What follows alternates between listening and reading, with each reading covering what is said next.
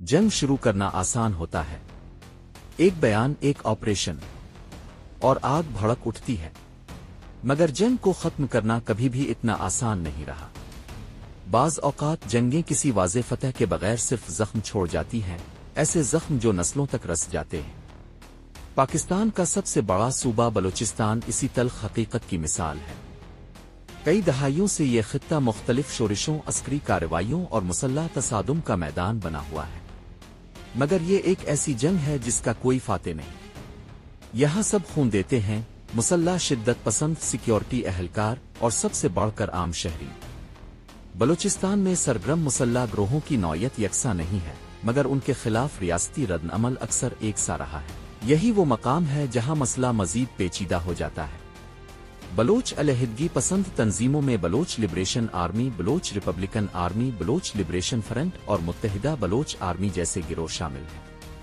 یہ تنظیمیں خود کو قوم پرست علیحدگی پسند تحریکوں کے طور پر پیش کرتی ہیں، اور ان کا دعویٰ ہے کہ وہ سیاسی، معاشی اور وسائل کی تقسیم سے متعلق محرومیوں کے خلاف لڑ رہی ہیں۔ بعض گروہوں پر بیرونی حمایت کے الزامات بھی عائد کیے جاتے رہے ہیں، جن کی پاکستانی حکام بارہا نشاندہی کرتے آئے۔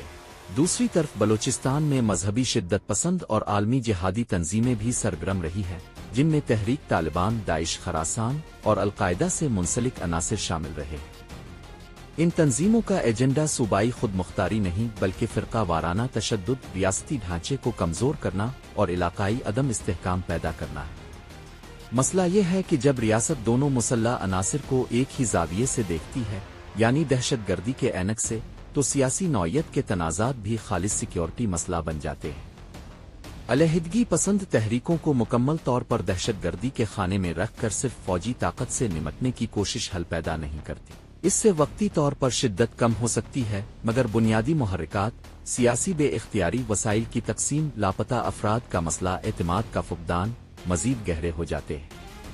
بلوچستان میں تمام مزاحمت کار ایک جیسے نہیں، اور نہ ہی ان کے مقاصد، نظریات اور طریقہ کار یکساں ہیں۔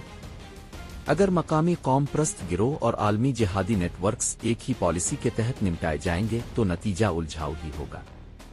دونوں کو ایک ہی درجے میں رکھ دینا نہ صرف تجزیاتی غلطی ہے بلکہ حکمت عملی کی کمزوری بھی۔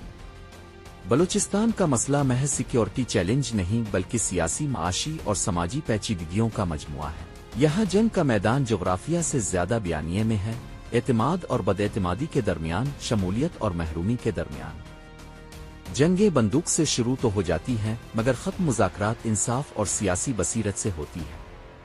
اگر ہر اختلاف کو بغاوت اور ہر مزاحمت کو دہشت گردی سمجھ لیا جائے تو تصادم کا دائرہ پھیلتا ہی جائے گا۔